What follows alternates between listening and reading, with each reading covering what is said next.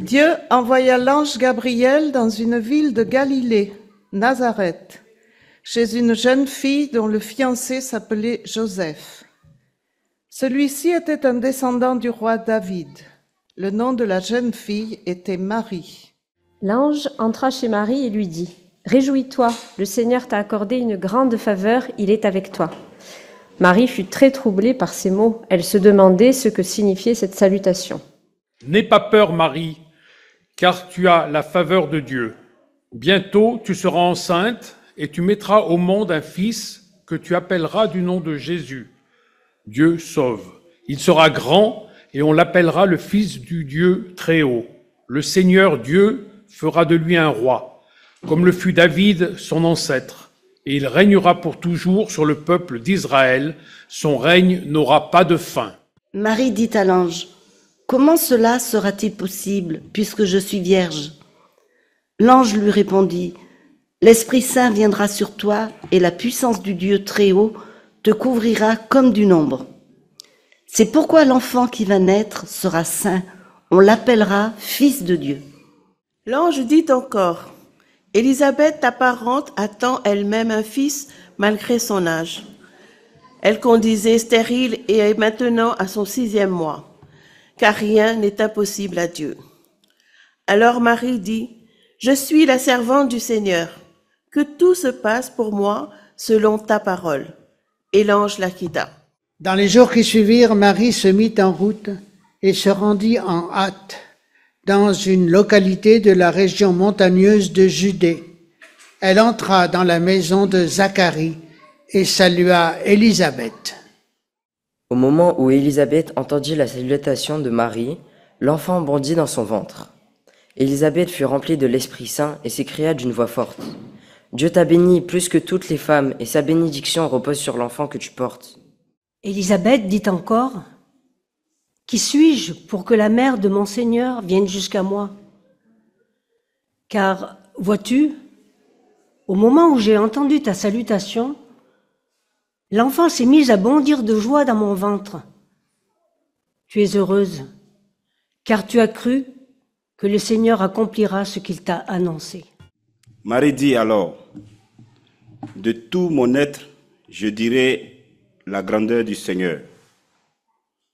Mon cœur déborde de joie à cause de Dieu, mon Sauveur, car il a porté son regard sur l'abaissement de sa servante.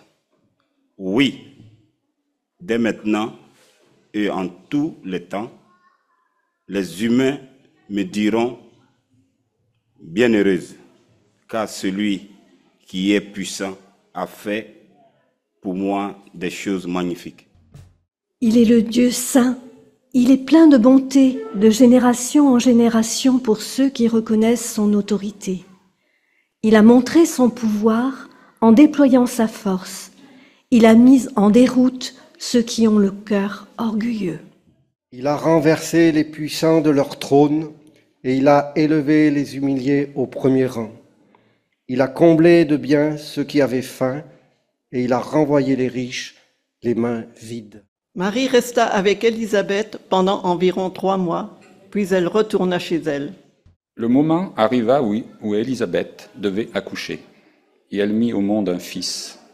Ses voisins et les membres de sa parenté apprirent que le Seigneur lui avait donné cette grande preuve de sa bonté, et ils s'en réjouissaient avec elle. Le 8e jour après la naissance, ils vinrent pour circoncire l'enfant. Ils voulaient lui donner le nom de son père, Zacharie. Mais sa mère déclara : « Non, il s'appellera Jean. » Ils lui dirent : « Mais personne dans ta famille ne porte ce nom. » Alors, ils demandèrent par geste au père comment il voulait qu'on nomme son enfant. Zacharie se fit apporter une tablette à écrire, et il inscrivit ces mots. Jean est bien son nom. Ils s'en étonnèrent tous.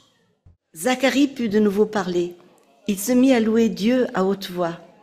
Alors tous les voisins éprouvèrent de la crainte, et dans toute la région montagneuse de la Judée, on se racontait ces événements.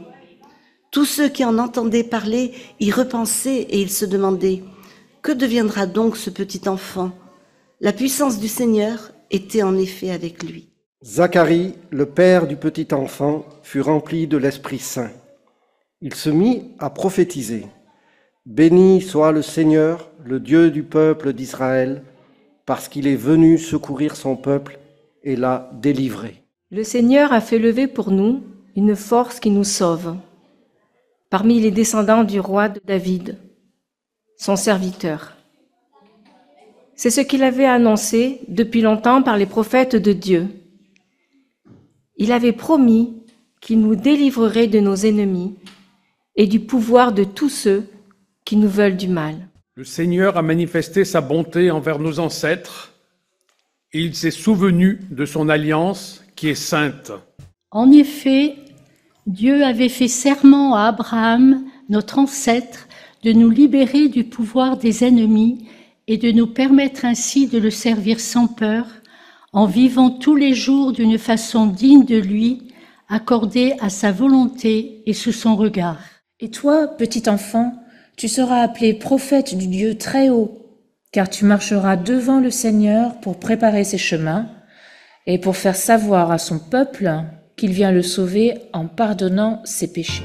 Notre Dieu est plein de tendresse et de bonté.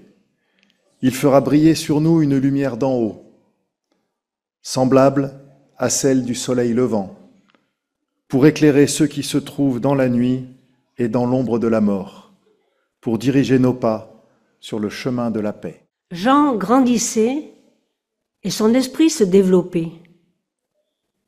Il demeura dans des lieux déserts jusqu'au jour où il se présenta publiquement devant le peuple d'Israël.